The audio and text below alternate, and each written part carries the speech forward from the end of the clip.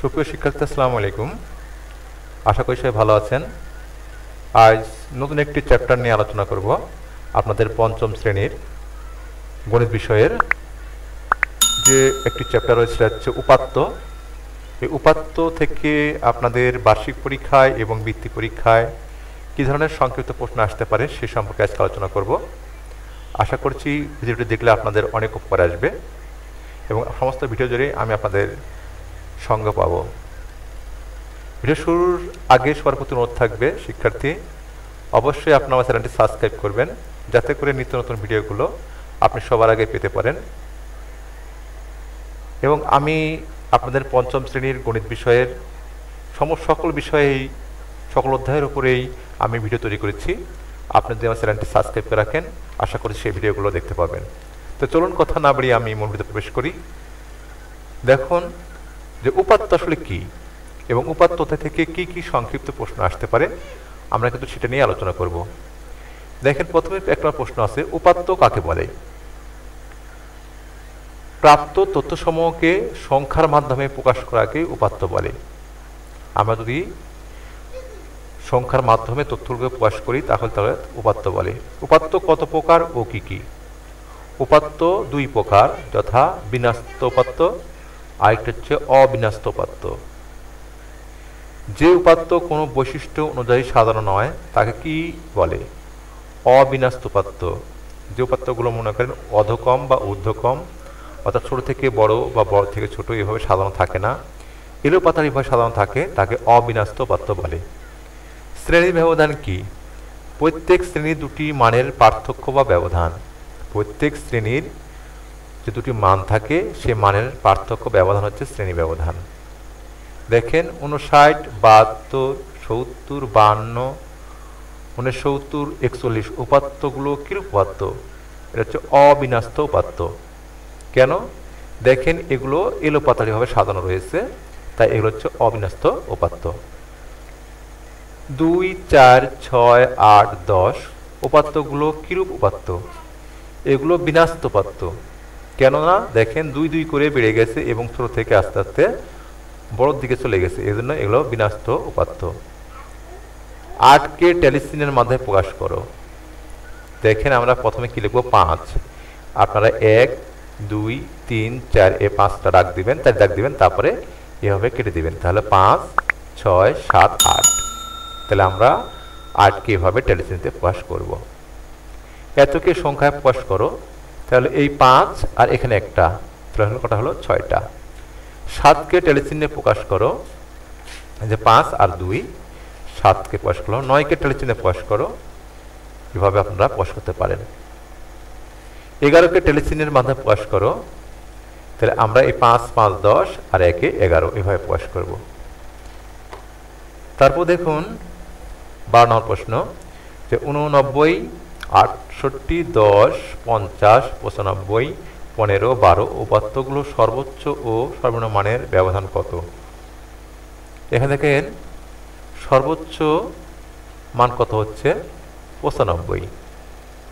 আর সর্বনিম্ন মান কত? আপনার 10। বলছে সর্বোচ্চ এবং সর্বনিম্ন মানের ব্যবধান কত? তাহলে 95 থেকে যদি আমরা 10 বাদ দিই তাহলে ব্যবধান কত হবে? 85। 5, 5 আর 2 বলতে কি বোঝায়? তাহলে 12 হবে। এখানে 5, এখানে 5 আর এই 2 দানের জন্য 2, তাহলে 12 হবে। 10 সংখ্যাটি টের চিহ্ন কিরূপ হবে? এভাবে আমরা 10 চিহ্নটা লিখতে পারি। দেখেন 15 নম্বর অঙ্ক, 20 থেকে 30 শ্রেণীর ব্যবধান কত? 20 থেকে 30 শ্রেণীর ব্যবধান কত? এখানে দেখেন 11 উত্তর দেওয়া আছে। এটা কিভাবে হলো? আপনারা 20 গুনবেন। 20, 21, 22, 23, 24, 25, 26, 27, 28, 29, 30, 31 পর্যন্ত। দেখেন এখানে তাহলে 11 হচ্ছে। 20কে ধরতে হবে, আবার 30কে গিয়ে ধরতে হবে, তাহলে আমরা পাবো কত? 11। ঠিক আছে শিক্ষার্থী, অবশ্যই আশা করছি আপনারা বুঝতে পেরেছেন।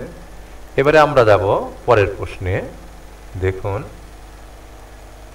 এখানে দেখুন প্রশ্ন নাম্বার আপনাদের,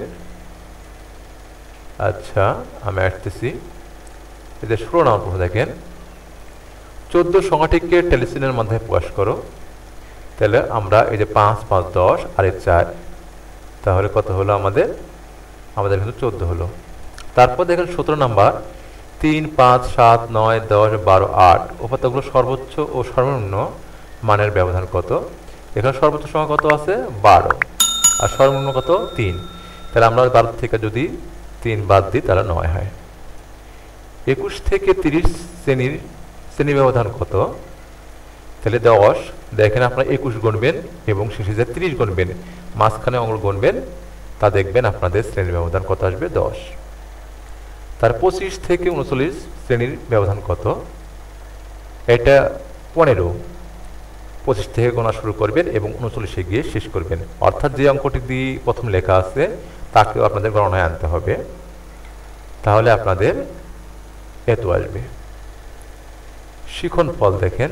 তারপরে লেখচিত্র কি?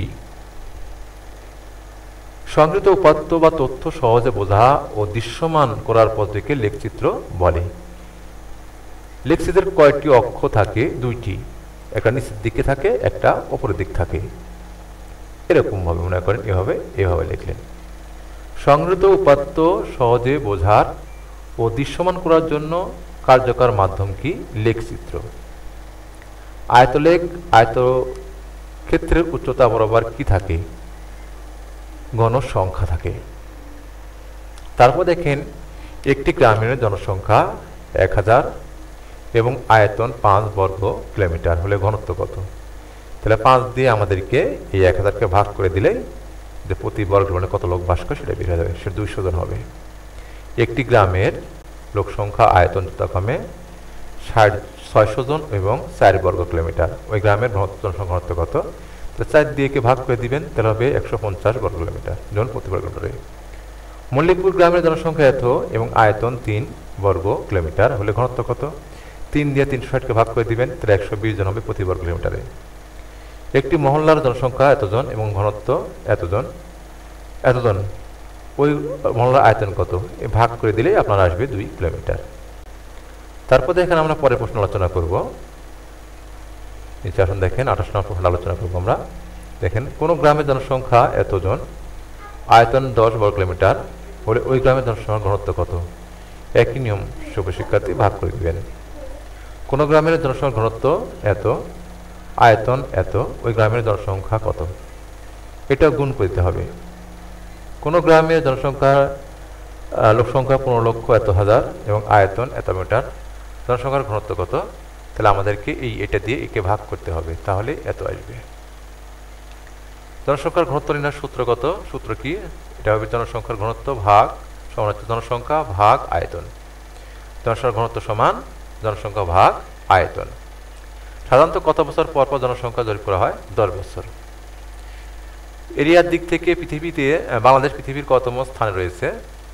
90তম স্থানে রয়েছে। 90তম মানে আয়তনের দিক থেকে। 2011 সালের হিসাব অনুযায়ী ঢাকা বিভাগের জনসংখ্যার ঘনত্ব কত? 1502 জন। 2011 সালের জরিপ অনুযায়ী বাংলাদেশের কোন বিভাগে জনসংখ্যা সবচেয়ে বেশি? ঢাকা বিভাগে। দিনাজপুর জেলার জনসংখ্যার ঘনত্ব এত, এরিয়া এত, লোক সংখ্যা কত? বেগুন করে দিলে বেরিয়ে যাবে শিক্ষার্থী। তারপরে দেখেন আর কয়েকটা প্রশ্ন আছে, আমরা আলোচনা করবো এটাও। জনসংখ্যার ঘনত্ব কি? কোনো এলাকার গড়ে প্রতি বর্গ কিলোমিটারে যত লোক বাস করে সেই সংখ্যায় হলো ওই এলাকার জনসংখ্যার ঘনত্ব, অর্থাৎ প্রতি বর্গ কিলোমিটারে যে পরিমাণ লোক বাস করবে সেটাই হচ্ছে জনসংখ্যার ঘনত্ব। 2010 সালের মায়ানমারের লোক সংখ্যা কত ছিল? 5 কোটি 10 লক্ষ। 5 লক্ষ। 2011 সালের হিসাব অনুযায়ী বাংলাদেশের প্রতি বর্গ কিলোমিটারে কি পরিমাণ লোক বাস করে? 964 জন। ক গ্রামের আয়তন এত বর্গ কিলোমিটার, লোক সংখ্যা এত জন, জনসংখ্যার ঘনত্ব কত? 50 দিয়ে ভাগ করে দিবেন, তাহলে আসবে উত্তর। দেখেন কোন গ্রামে জনসংখ্যা এতজন, আয়তন এত, জনসংখ্যার ঘনত্ব কত? ভাগ করে দিবেন, তাহলে আসবে 44 জন করে। 2011 সালে জরিপ অনুযায়ী বাংলাদেশের জনসংখ্যা কত? 14 কোটি 23 লক্ষ। কোন জেলার জনসংখ্যার ঘনত্ব 100 জন, আয়তন এত কিলোমিটার হলে ওই জেলার লোক সংখ্যা কত? এটা গুণ করে দিতে হবে শিক্ষার্থী। আমরা আজকে মূলত আয়ত, উপাত্ত, বিন্যস্ত, লেখচিত্র এগুলো নিয়ে আলোচনা করলাম।